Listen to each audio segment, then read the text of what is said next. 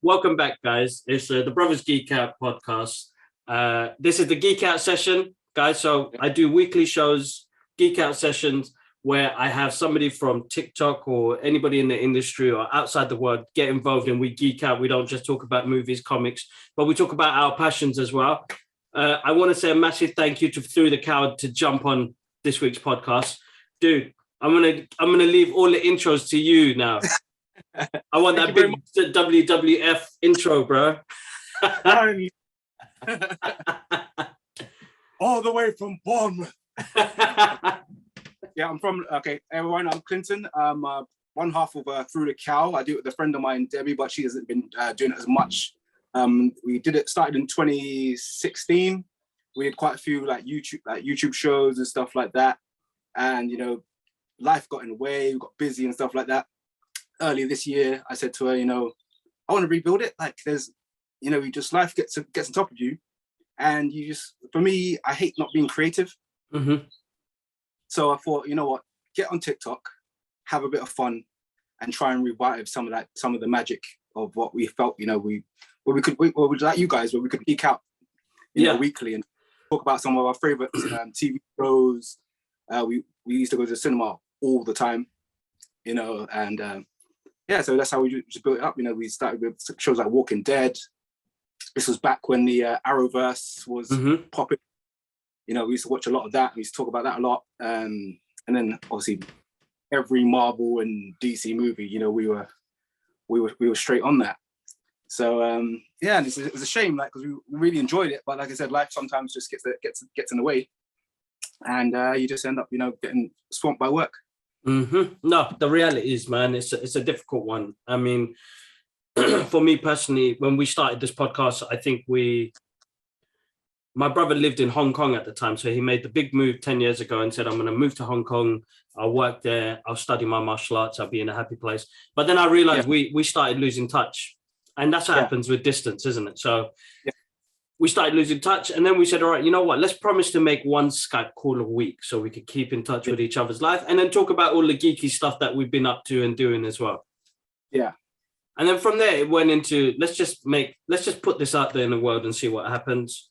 And we've been doing it for 4 years now. And we recently started off our own channel, because before I used to do it, I'm an artist. I've been doing art for years. I had an art channel, and that's where we used to do all the live streams and everything. But now we have so many platforms. We're like, let's push just the podcast out there and let's connect with people. As you said, like that kindred, that connecting with people that are into the same things. And here we go. We're here, dude.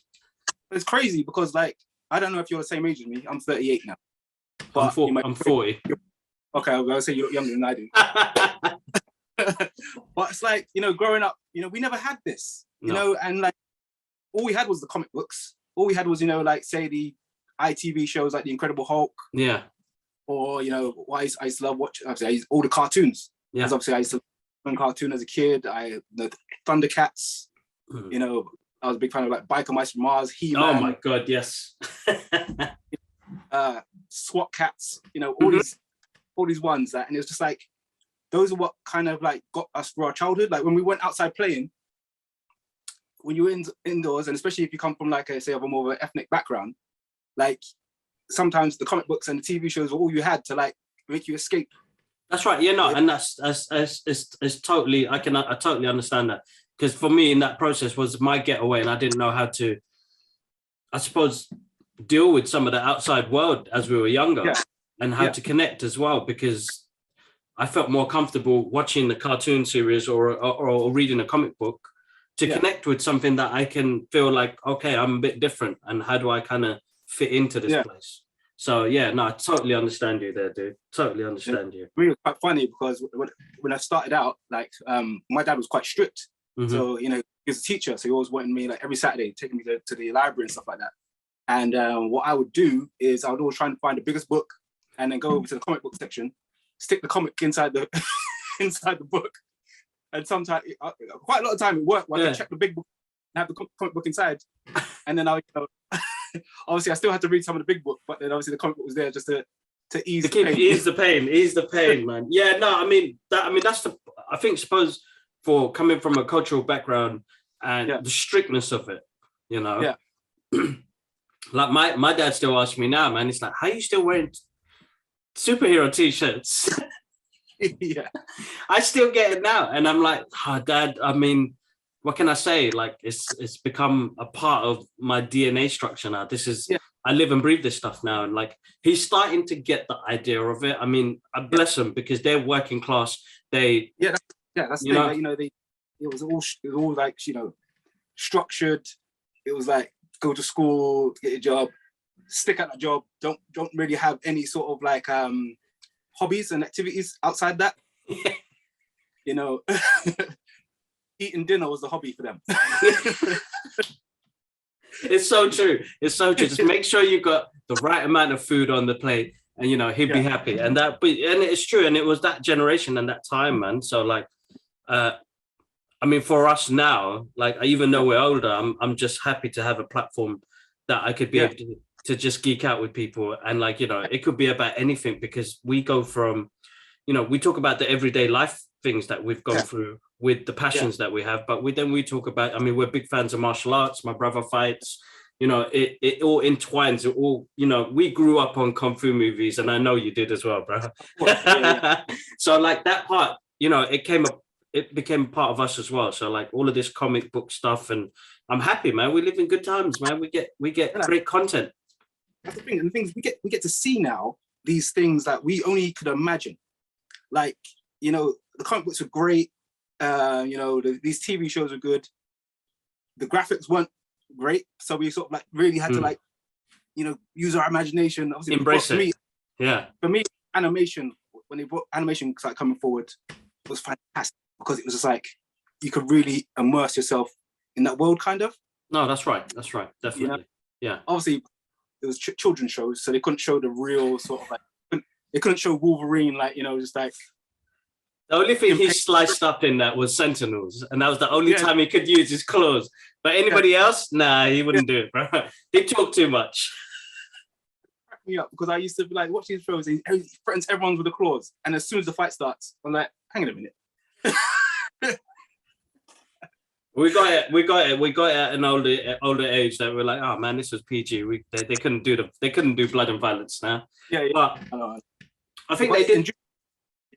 Well, it introduced us to a lot of characters, like the way we wanted to see them, you know. The X-Men was obviously my first inclination of the X-Men was obviously the TV show. You know, all the Batman series, the Justice League series, you know. I still watch them now. Yeah, no, they still hold so well, bro. Like, you know, you look at something like the Batman animated series, and you're like, the reason why that holds down so well is they did something really simple and beautiful. Yeah, and really gave some depth to these stories that they put out. And I'm like, you know, you couldn't have done that any way better, man. Like, to please a Batman fan anyway, because I was scared of, like, as an artist, I'm scared of what I put out there for artwork and animation. Yeah. And you're like, how are people going to react? But man, the animated series Batman is just amazing, bro. Yeah, and the thing is, like, even for me now, watching stuff like that, even the storylines within those within those shows were fantastic. Yeah. And it bothers me now that even like with DC, the way it is, like, you could borrow from that. I know.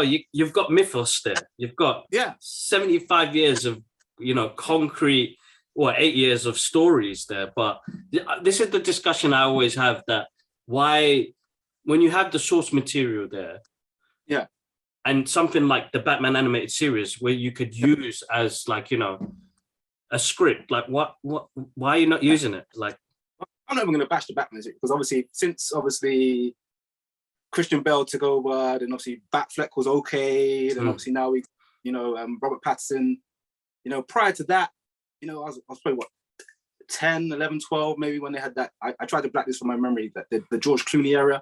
We don't talk about that. We'll just edit that bit if you need to. But, you know, we had the original Batman movies, which were, you know, leading down those lines of that dark Batman that we wanted to see. Yeah. You know, Michael Keaton, you know, he did well. Was it Val Kilmer? That's right. You know, fine. And then that period, which we won't mention. You know, Bat nipples, bro. Bat nipples. Bat nipples. yeah, yeah. You know, but now you know, even like the Justice League film, obviously Snyder Cut, fantastic. But all those characters that could have been introduced, and DC could have been on board or on similar platform with Marvel right now. They could have. It's just I feel like with what they did there is they rushed. You know, Marvel were halfway through their roster of characters, and DC were like, we need to pick up the pace and like try and keep up with these guys. And I think decision making there is very hard. Like when it comes to all of them guys were all under pressure. All like the studio execs were probably under pressure saying, look, Marvel are killing it at the moment. We need to put our foot in there. And then they forgot like how to make like good movies. They forgot how to make good movies. Like, don't get me wrong, Man of Steel is still my favorite comic book movie. I love that movie. And I love the fact that he didn't tell us about Clark Kent's journey. He told us a journey about an alien. Yeah.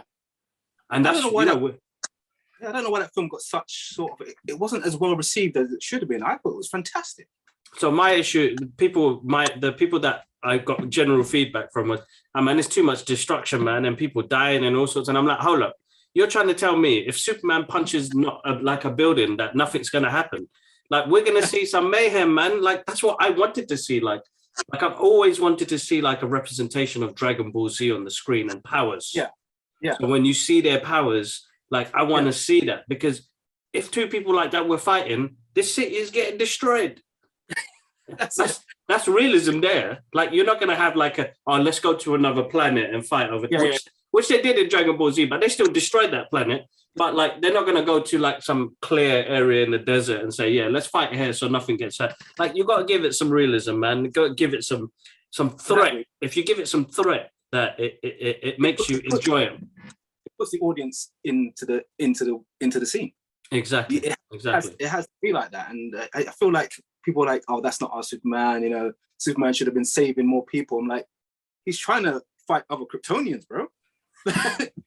Give him a second. This was the beginning, you know, and this was the beginning. He's learning. So he's not going to be the true justice in a true American way right now. He's going to be the guy learning. He was learning his powers. It's the first time he put the suit on, you know, it's the first time he flied. So all of this is like impulse and anger and intense, like, but people just didn't get the story that this is a beginning story. I love this new concept, especially with the Robert Pattinson that's just come out, is the learning process to build his character. Yeah. So this is going to add longevity now. So they could go on from 3, they can even make 6 films if they wanted to. Of course they can, bro. Of course they can.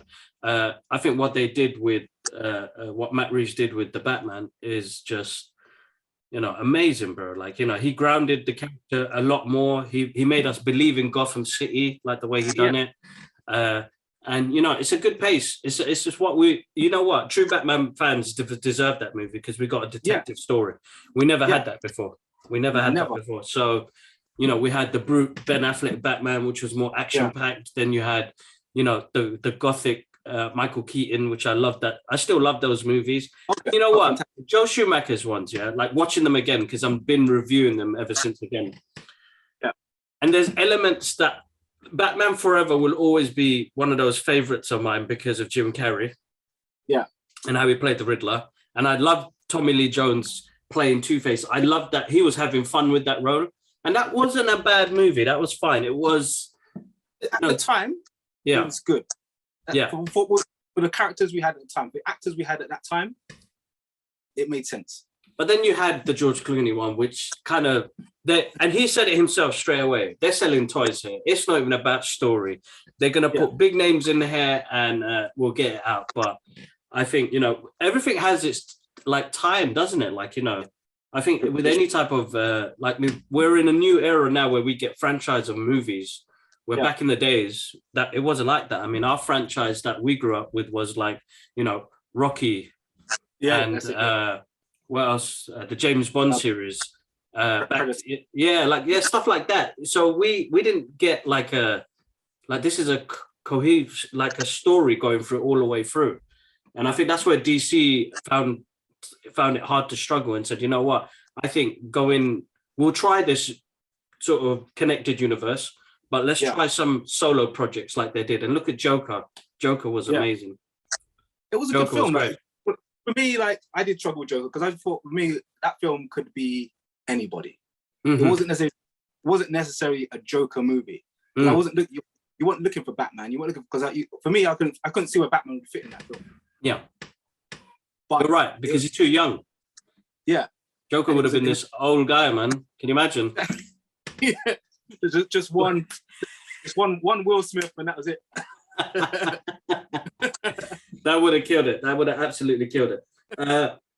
I mean, now that you've touched on a slight little subject like that, I mean, do you still think it was staged, bro? I don't think it was. Now I've looked at it. I don't think it was staged. I think that Will Smith has gone through a lot. Yeah. And I think that was kind of like almost like the last straw for him. You know, because personally, what I said in one of my TikToks was Will Smith chose the right target, because if that was any other person, he wouldn't have done that. I think he's a bigger man. Will Smith is like 6'1", 6'2", maybe what they say in America, like 210. Yeah, that's right, yeah. Chris Rock is maybe 5'8". And, you know, probably what, 160 pounds. Yeah, you know? that's right. Yeah, that's true. You see, I didn't even think about it that way. Yeah. To me, it's like a guy in school who gets bullied every day, don't say anything, and then one small guy takes his chance that day to say something to him, and then he takes off all his anger on that little guy. Yeah, true. Oh man, such a hard one, man. Such a hard one, because I still think it's staged because the elements of where the Academy Awards are now, you know, people don't really care about them. There's only like a handful of people that are like, I want that award. But there are some people that they make movies and they make it because they love what they do. Yeah, because one thing is, you know, what they can do every year from now on, slap somebody. Exactly. Yeah. To bring viewership back up, slap somebody. Oh man! But that was just me thinking, because Hollywood is a weird one, because you know you listen to what Jim Carrey said. Jim Carrey was like, you know, everybody's spineless. Everybody's spineless there, because not one of them went up to Chris Rock to see if he was okay. They all went up to Will. He was the one who assaulted the guy. Yeah, and no one could take a stance in Hollywood because they want to sell tickets. Yeah. So there's even a few weeks ago when, I don't know if you're a fan of Joe Rogan, I am. Like he had a stance and The Rock was like backing him, and then all of a sudden The Rock had to backtrack because it comes down to like his bread and butter, his target market. So if he alienates anyone, you won't sell tickets on this side. Yeah, that's right. So actors are kind of like they have to walk the line all the time. No, of course they can't veer and like give their own sort of real personal opinion on anything. It's a difficult one. So it is a tough one, you know, because you know they're in the people pleasing business. That's right. It's so true. I did want to ask, like, what was your first? Do you remember your first comic book? First comic book. First comic book was. Who was it? It would have been The Incredible Hulk. Because at the time, Incredible Hulk, I can't remember which one was it. It might have been the one with the induction of Wolverine. Oh, right. Okay, cool.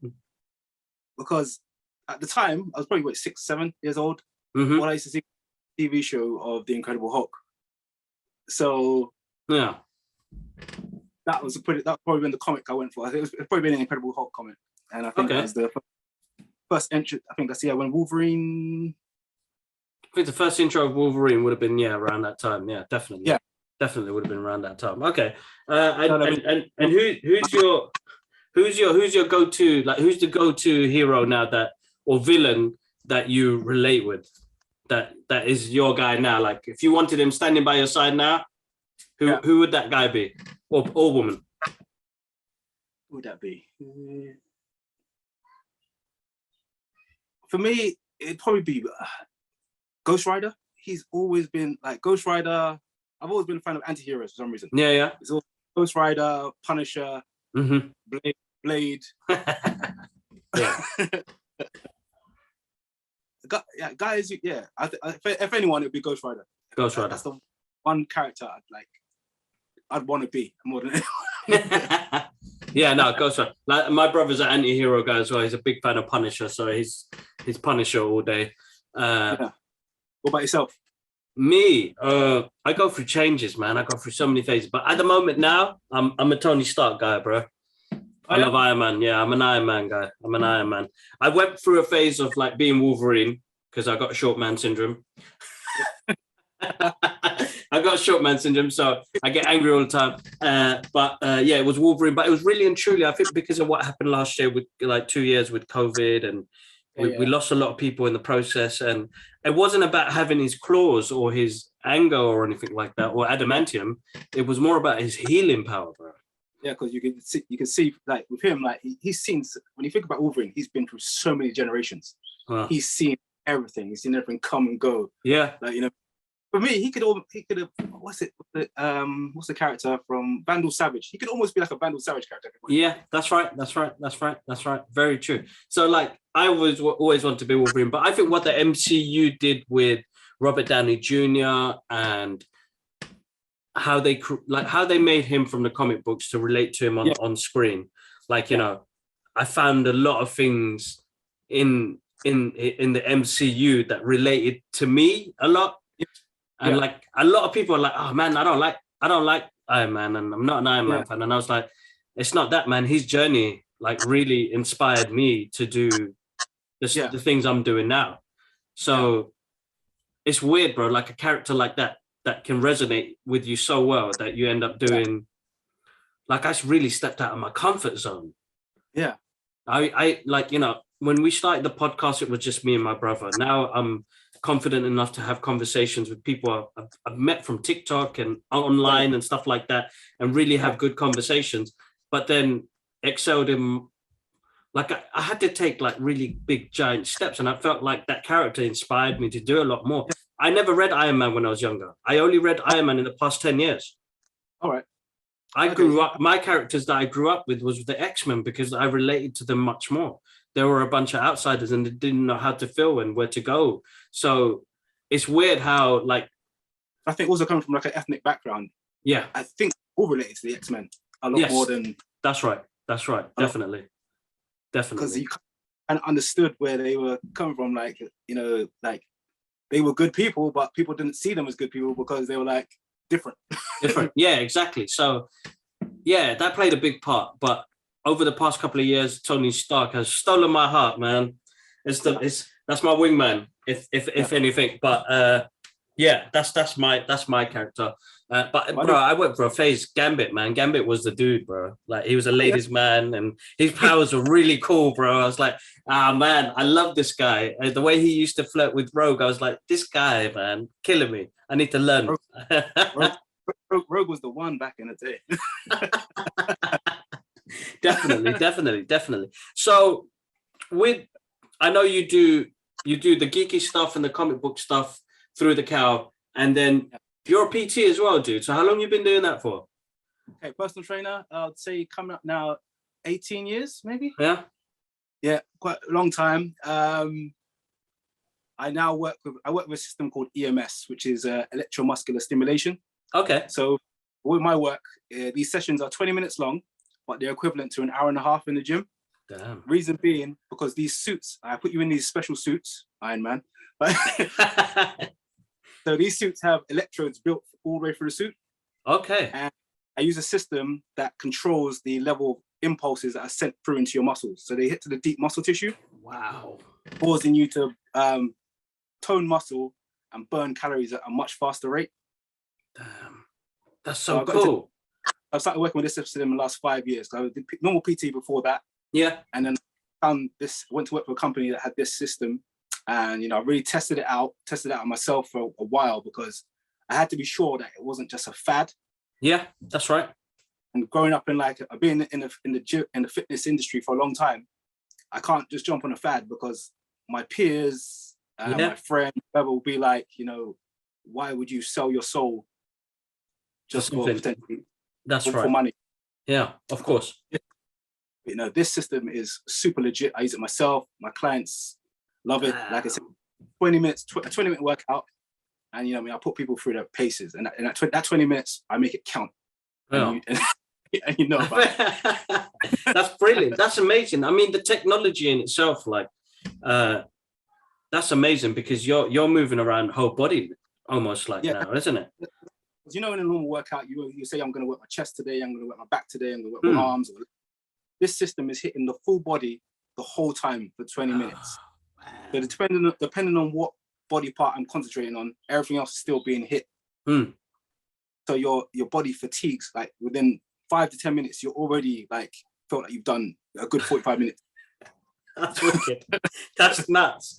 Like I can't even comprehend that, because I'm that type of person that, like, when I am in the gym and I'm a cardio guy now, I do weights once in a while, but cardio, but it has to be like the way I've seen that I burn weight is it has to be 45 minutes to an hour doing cardio.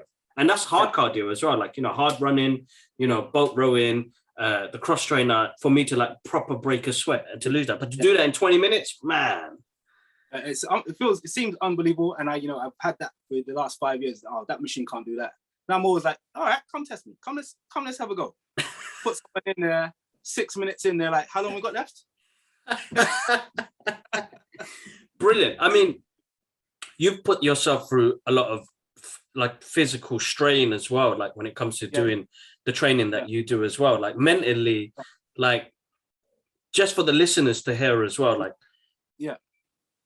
for like it must have been quite hard for you, man, at one point to try and like peak to your like passion. What was me, I always started off doing sport. So from a young age, I played football for years, all inspired by comic books, because all my favorite characters were the peak of physical ability. Like, I was obsessed. Like, it was head. Like, I used to watch Dragon Ball Z. And of being able to get, wear weighted vests, getting in a hyperbolic time chamber, sick, all that sort of things. Like, that was stuck in my, I would like train all the time. I'll be at home, I'll put my favorite cartoons or whatever. I'm doing push-ups. Training as well with it. Perfect. Everything Goku did. So I'm like, I've got to be a Super Saiyan. I'm gonna make this happen. Like, I'll stand in front of the mirror, like, try to scream. Bro, the amount of slaps I got from my parents because screaming so loud, me and my brother screaming so loud in the room. They're like, what the hell are you doing, man? Scared us.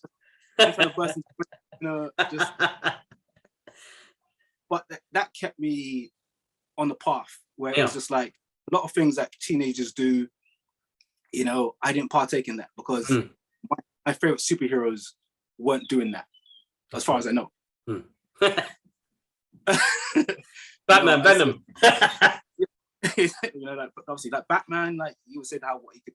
I was obsessed with martial arts because it was like, okay, he mastered every martial art, so it was like, cool. Okay, Batman does this. I need to look into doing that. It's like, I'm not gonna lie, like, I feel like comic books kind of saved me from going down bad paths.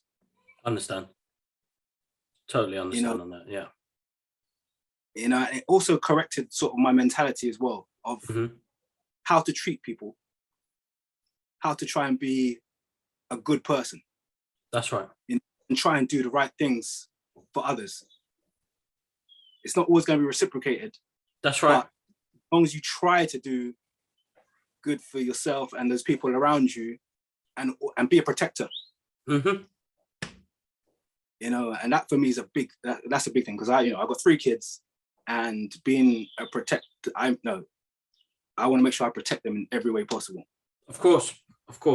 I recently, my girl's 3 years old now, and it's all I think of, and it's how can I protect her, and what can I do, and trying to give the life lessons that I learned from comic books, because it was hard enough, like my dad was working 3 jobs, my mum was working 2 jobs, so they were trying to help us survive, but in the process we lost the part where we didn't get much time with them, and the comic books did honestly, wanted me to be these guys, learn martial arts and treat, as you said, treating people. It'd be cool if I got like your talent, if I could draw and stuff like that, but I couldn't draw, so I had to just get myself in the hyperbolic time chamber and. Well, you did it. You did. You trained, bro. You got that body, bro. Damn. Like me, I got to put a lot of work in, bro. But I sit at a desktop drawing, and the weight just gains because you have to look after yourself, like mentally and physically, what you're eating and the rest of it as well. But yeah, so like I said, so I've been doing the job for about 18 years. Last 5 years with the EMS, which which is great, and it keeps me focused. I do all right from it. Kids are fed. That's good. That's the main thing. But you're providing, dude, and it's a hard battle, because I always tell like my brother, like COVID put my mental health through a lot of madness, because I didn't know, am I going to pay the mortgage on time, and what the hell does furlough mean? Like, I don't know what furlough is. The thing is, I know now, like, I'm capable of, dude, and I've got no shame. If I have to work whatever job it is, I'll do it, because now I have people to feed.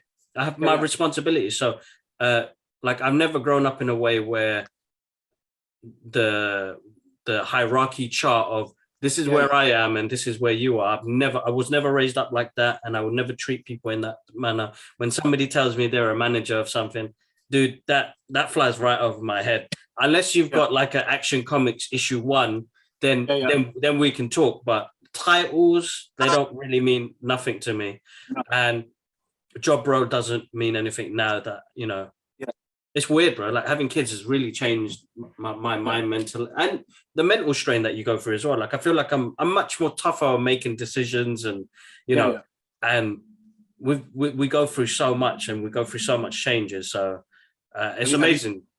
Have you tried getting your little one into comic books fully yet? Well, she knows. She goes around the room saying, "I'm a superhero. I'm a superhero." She doesn't know which one yet, but to be honest, like, for me personally, like, she knows I love this stuff, and I think that's where we connect, because I could sit down and watch cartoons with her for hours. But I'll hope she'll find her own way, man. She'll find her own path, and if she's interested in the same things as Daddy, then I'm over the moon. I've got everything ready. All the books are ready. Everything's ready to take her on her journey. But like, for me, like as you said, being a protector, like, I'm teaching her Wing Chun as well.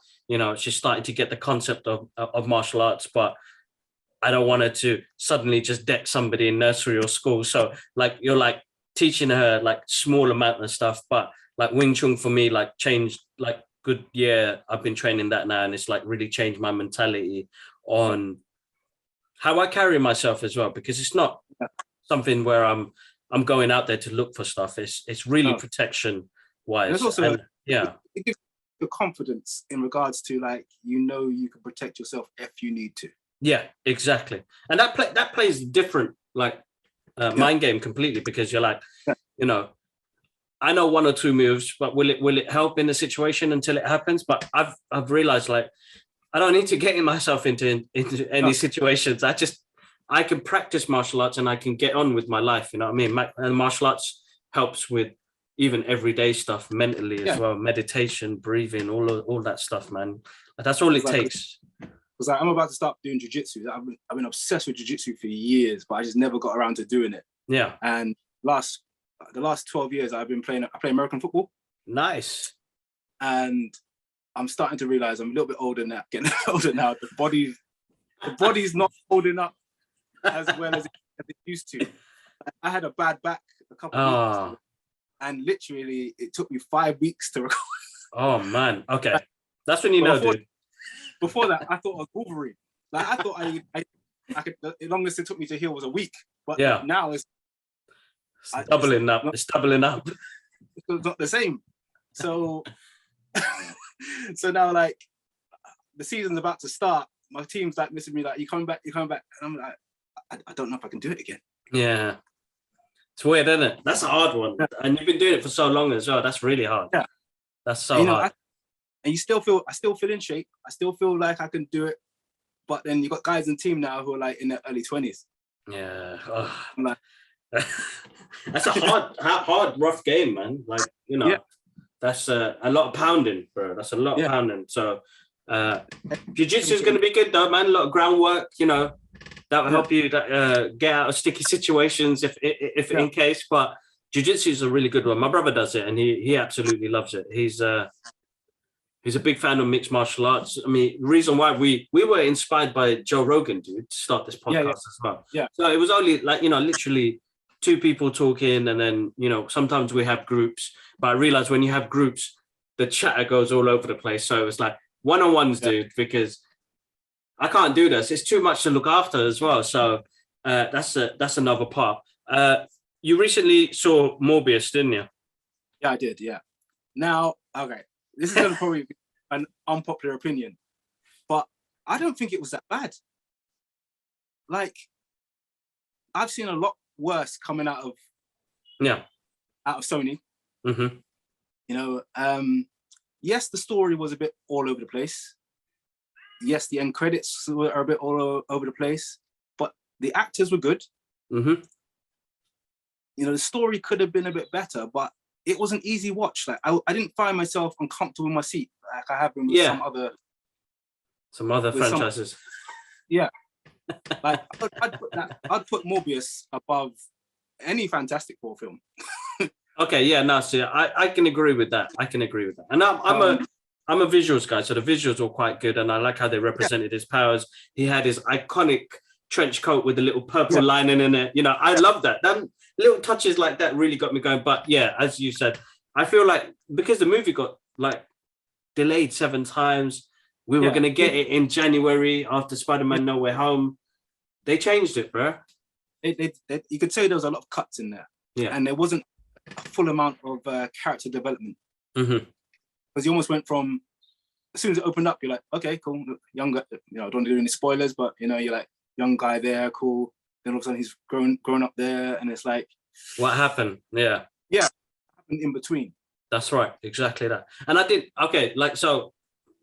This is not really a spoilers. You guys have seen this in the trailer. So the beginning part of the movie, you see him come off the helicopter, talk about these bats, and do that thing that he did. That is a pointless scene. That is a pointless scene.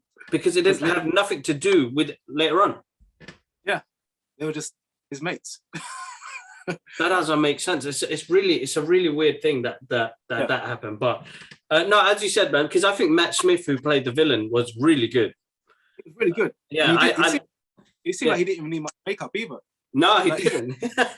He looked like he was having fun with the role. Gerard was really cool. I think the motives in the story were quite difficult, but I mean, listen, for me, again, look, I'm happy to get this content on the big screen and watch it, to be honest. Like, I'm not, doesn't bother me.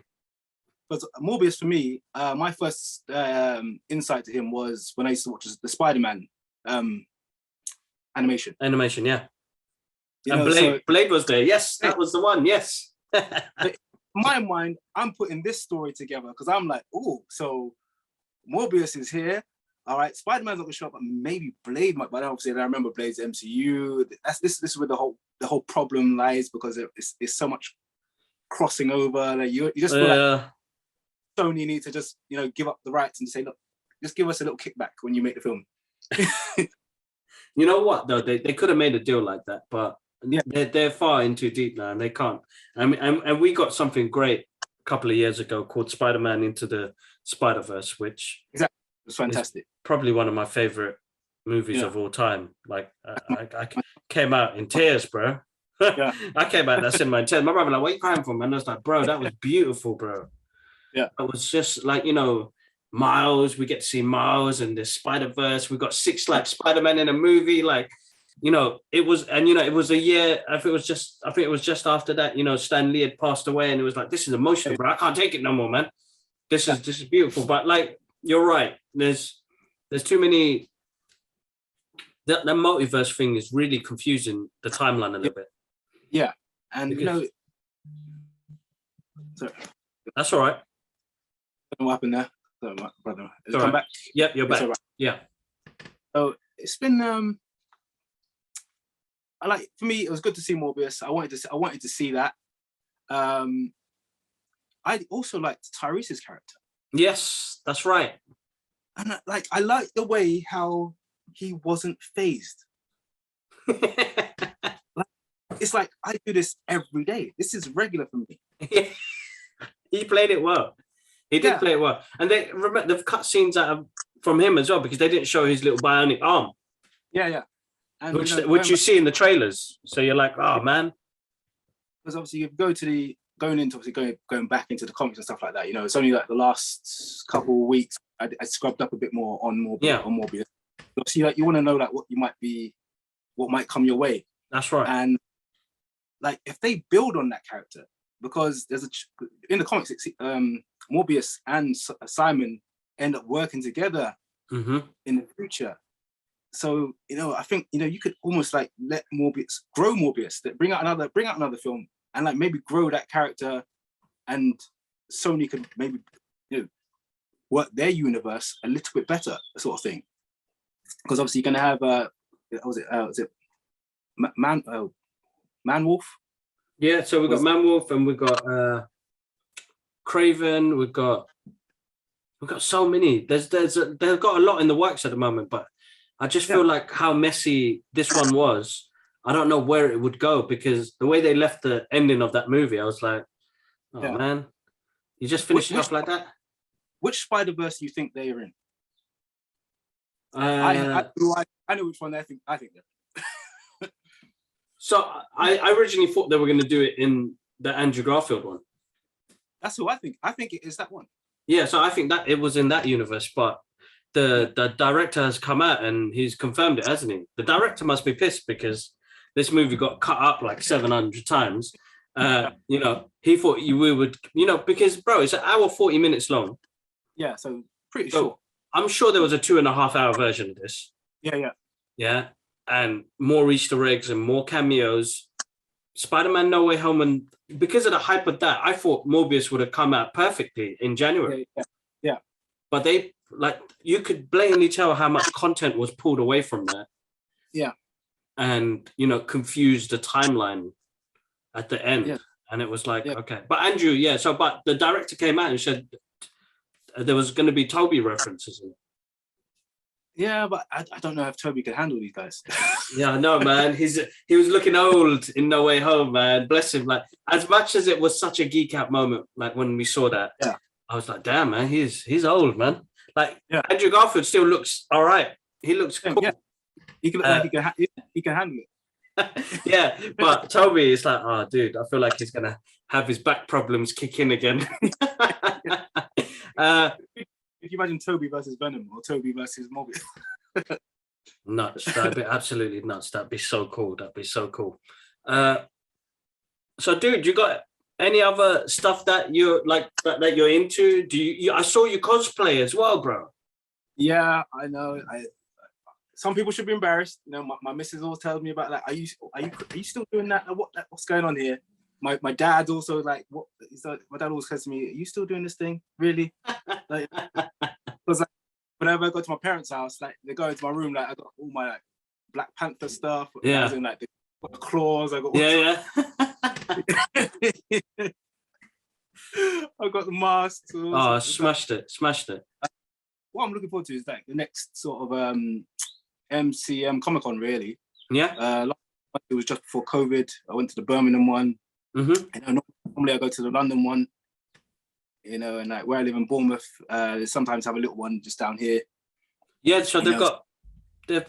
So which one? I'm coming up to Portsmouth. Portsmouth got a Comic Con coming up soon. Yeah. I'll be at the MCM London one. I usually go Birmingham as well. I've got a couple of friends there as well. So I'm looking forward to the shows coming back together because I get to see everybody in the flesh. And that's where I make most of my connection with other artists and, geek out and the rest of it. That's one of my things as well. But cosplays, man, I love it. Yeah. So good. You did Blade. The one that you put up recently was Blade. And I was like, man, that's sick. That's absolutely awesome, bro. Absolutely. That's like my all-time favorite movie, bro.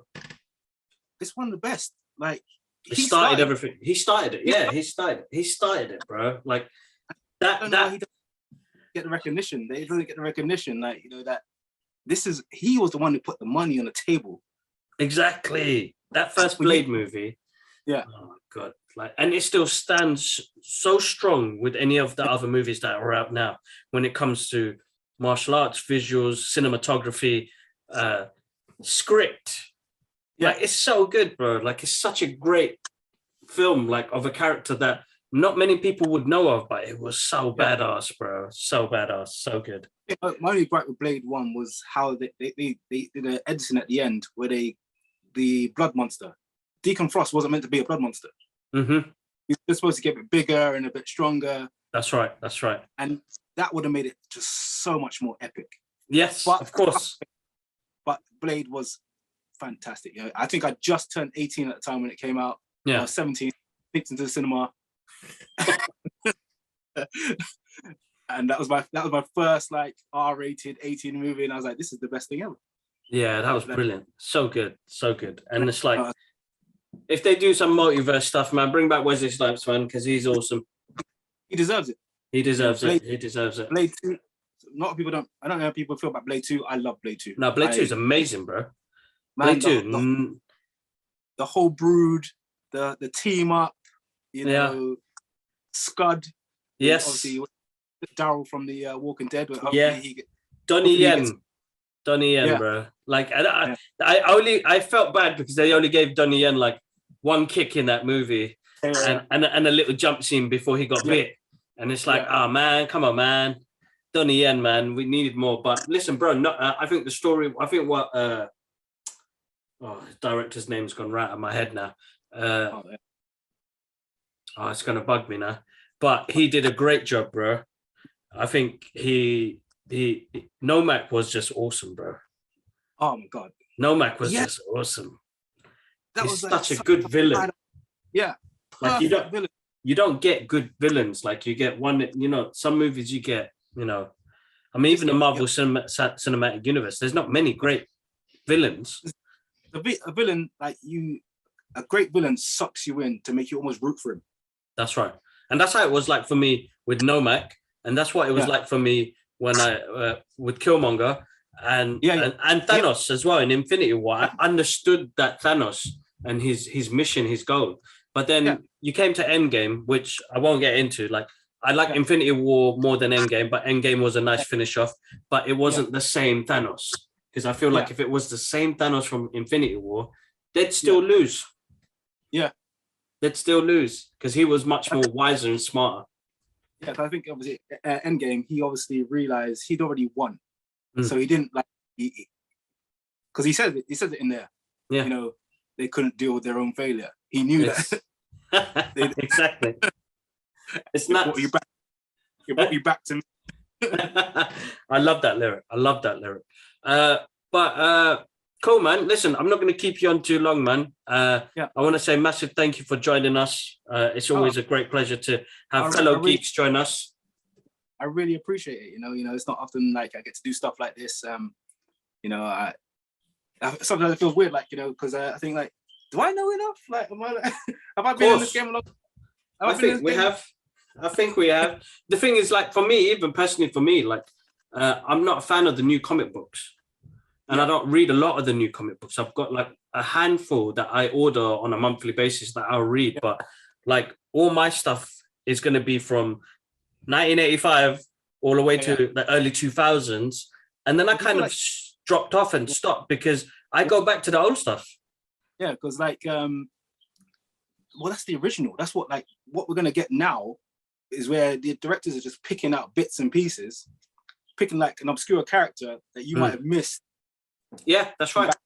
Yeah, that's right. So, yeah. Or even if you did read that comic, you kind of forgot about that person. So it's that nice history lesson of being able to go back and be like, oh God, this guy really put the work in. Yeah, exactly that. Have I still got you? I'm still here. Sorry. Oh, sorry. That's okay. So I just want to let all the listeners know. So this is not just on YouTube. This is clips on TikTok. We have our social media pages, and that we'll be able to stream. This is streamed on SoundCloud, Apple Music, Spotify, Apple Podcasts, Google Podcasts, and there's so many others that I can't remember. But you know, you can listen to us wherever. Dude, where can they find you on social media? I'll put the links in the description as well. But if you're looking for a personal trainer, you know, if you want to have a killer 20-minute workout, I work between Bournemouth and I'm in London normally 2 days a week on a Tuesday and Thursday. You can find me at 90, the number 90, N20 EMS training. Cool. That's 90, the number 90, the letter N, the number 20, and that's EMS training. If you're interested and want to see some more of my content, I'm on Through the Cowl. So the idea for that came because obviously I love watching Batman's one of my favorite characters, and I also we watch TV. I'm watching it through the Cowl, so that's where the name came from. Awesome. So that's where you can find me. And awesome. You know, if you ever have me back again, that I'd really appreciate that. You know. Of course, man. Of course. It's a great way to connect, catch up with people, and then talk about the amount of great content we get now. You know what I mean? So for me personally, like I'm grateful for all the people I meet, and then the things I've got to do, and the content we get. Like, because do you remember Wizard magazine? Back a long time ago, man. Yeah. So like, you know, they used to do like characters of what they would look like in the movies and stuff. Yeah. So like, I grew up in the era for the 80s and 90s where reading the comic books, watching the animations, and then the early 2000s, they start making this stuff. Like when we saw the first Spider-Man, I was like, oh my God, they got this guy swinging through buildings and everything. So like, you know, I fell in love with it even more because now my characters are represented on the big screen. Even the TV shows, like when we saw Arrow and The Flash, bro, I absolutely adored the first couple of seasons of Arrow and Flash. I think they were amazing. The way I just felt like they made these smaller characters meaningful. Like they gave me more depth, and I love the Flash. I've always liked him as a character, but the TV show made me just love the character even more. After season 2 and 3, it kind of got a bit it got disappeared a little bit. But they got season 9 and 10 coming out, so I'm like, oh my God, this is still going. But the thing that really picked it off for me was Smallville, bro. Yeah. Back in the day. Yeah. Smallville really made me fall in love again with the character of Superman and Clark Kent. Yeah.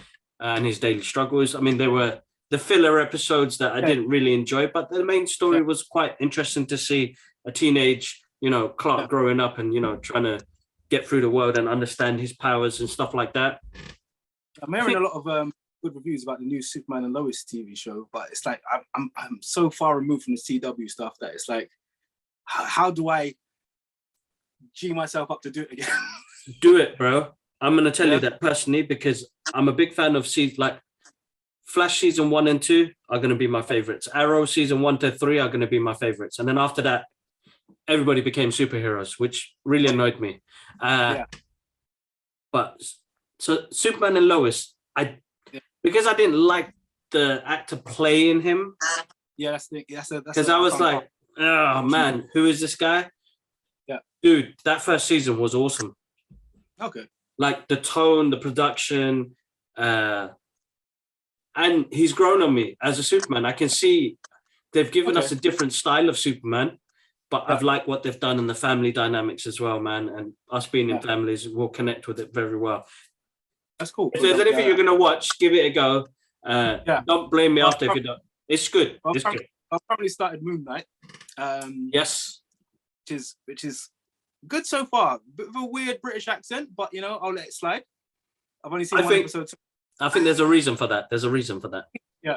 The reason for that. Yeah, there's a reason for that. And then I completed Peacemaker a couple weeks ago. Yep. And I really enjoyed Peacemaker. Peacemaker's brilliant. Absolutely cool. Look at that, man. James Gunn, man, bringing characters to the screen that, you know, weren't known. They were like DC's, not even B team. They were like DC's D team. Yeah. You know, and it's made me look into Peacemaker a bit more. My last comic that I just bought was a Suicide Squad one where he's the leader of the squad at the moment. Yeah. So currently getting through that, and I've got one for my birthday a couple weeks ago, which is Batman. I think it's Detective, but it's based in London. Ah, nice. Oh, so, based in London. Is that London? Detective, I think it's called. Ah, I'm trying to remember. There's another one, you know, where it's based around Jack the Ripper. Yeah, that's Gaslight, isn't it? Gaslight. Gotham Gaslight. Yeah, I love that one. That one's quite good. The comic book is. The animation's really good as well. Like that's the one thing DC got on point, bro. Their animation is sick. They win. Hands down, they win because when they did Red Hood, and my Red Hood was just. I love that animation. Like, I love the comic book, but that was so good. Long Halloween, Hush, Oh my, well, Hush, I remember coming out of the screening for that one and I was like, it's because they changed the ending. That's some bits, yeah. that kind of threw me off. I was like, no, man, why'd they do that? But listen, man, adaptation to any other comic animation is going to be the best way forward, and then movies later on. But no, that was great. One I'd love to see before I go is Assault on Arkham. They need to do that. They do need to do that. Definitely, that would be. Oh my god! Could you imagine if they put that on the big screen? Like, that's gonna be nuts. That would be nuts. That would be amazing, bro. I'd love to see that happen. Oh man, awesome. So good. Perfect. Yeah, exactly. That's what I was gonna say. Oh, I can imagine it. Come on, Warner Brothers, if you're listening. Yeah. Do it. They're listening to you. You're the man. Like, you're doing it out here, and I'm jealous, but I'm also proud that I get to know you. And see man. Thank you very much, bro. That means a lot. Listen, I am just a kid, and I've said it before, a kid from Tottenham that has been lucky enough to experience some of these events. And I'm thankful for all them guys that get in contact with me to say, I'm an artist, bro, really and truly. And I work for an education company. Yeah. But I love art, and I'm happy that they saw my art. But I think, like, I'm not a numbers guy. I'm not the one who has a big following. I'm not a bit about that. I'm about what content I put out, what positivity I can put out into the world. And what you love. Is do what you love. Exactly. That's the main thing. And I learned that 10 years ago. And that's why I keep saying this guy, he showed me that you could do so much more, but you have to make that dramatic sacrifice and change. Once you make those things, and then your whole life it's weird, bro. Your path rolls out right in front of you, and then you end up doing.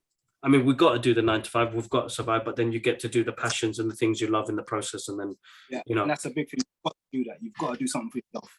Yeah, exactly. Especially us men as well. With things like mental health and stuff like that, we've got to try and find a way that men do something that they're passionate about. Of course, definitely, without a doubt, and I'm 100% support when it comes to that, because our mental health, man, we're fragile. We're so fragile. We don't let the world know because sometimes our pride gets in the way, but people need to know you're not alone. You're not brothers. Your brothers are not alone. Yeah. You could always speak to somebody, just reach out, and it's not even that. Just do something that you love, and then you realize, like, it plays a part of, like, I do my daily rituals of, yes, I do my prayers and everything, but like I meditate, bro, in the morning. I had a car accident 3 years ago, which was just before COVID kicked off. My daughter was born, and I had a head-on collision. Jesus, yeah. And which has damaged my lower back. But I do, they've given me medication, physio and everything through that process. But yoga, meditation, pain management with my own mental health. Yeah. I've been able to still continue to move forward. And yes, I'll have my achy days, but that's just age. That's just age. Things we can't away from, but definitely. Exactly, man. Like, just again, as I tell everybody else, like, I'm a kid from Tottenham who just loves this content, and I'm happy to share that with everybody else. And if I can help people on their journeys, the podcast was there. That's what my brother said. Like, talk to people, you'll meet people, and who knows, bro? Somebody's going to reach out to you, and they're going to be like, "I saw your podcast," and and great things happen from then. And it's just a chain reaction of how you go from there. But that's me. We're in a fortunate state where we're happy with things. We're positive. We're out there. There's a lot of guys who say are into our industry, love the geek stuff, and they sit home. A lot of us will sit home alone and not like, and inside their heads are not like in a great place. Yeah. So you need to keep doing what you're doing, so that we put that content out there. Make someone laugh. Just keep doing what you're doing, my friend. No, I would, and you too as well, bro. Because your Tom and Jerry one had me in tears the other day. I was dying, bro. I was in tears. But no, honestly, like I told, there's another person that I met off TikTok. His name was Sam, and he was like, he was worried about the numbers and stuff like that. And I said to him, like, no, just continue doing what you're doing, because as you said, you connect with one person and make them laugh, their whole day changes, bro. Yeah, and that was you that day for me, because it was like, basically my office where I work, they've changed. It's like 50-mile journey. It's a 2-hour journey for me. it's a really hard day for me. So when I get back home, I miss putting my daughter to sleep. So it's really hurting at the moment. But that video made me laugh and said, all right, you know what? I can change things and I can have control of some things. But, you know, some people, like you did, you looked up in a way. I'm into fitness. I do all this sort of stuff. But I'm a silly goose, man. And I just like to have fun. And I like to, if I'm not going to be an actor, I still like to be a bit entertaining. Yeah, you know, of course. Sometimes my TikToks make me laugh when I'm doing it. And I'm just like I'm trying to do the TikTok and I'm laughing myself. Especially if it's sound that I know from like loads of different films. And I'm like I did one that I couldn't stop laughing about, was the one from Don't Be a Menace. Oh, bro, killer. That movie, again, it's like ingrained. But that scene, bro, with the cheeseburgers, bro, you smashed it. My sister was like, are you sure you want to post that? Really? I'm like, yeah, why not? Why not? It's goofy, of course. It works, man. But guys, make sure you check everything out. The link's in the description, guys. I'm going to have it floating around like I usually do. But if you guys are listening on a podcast, then make sure you type it down on, was it Instagram, the first one?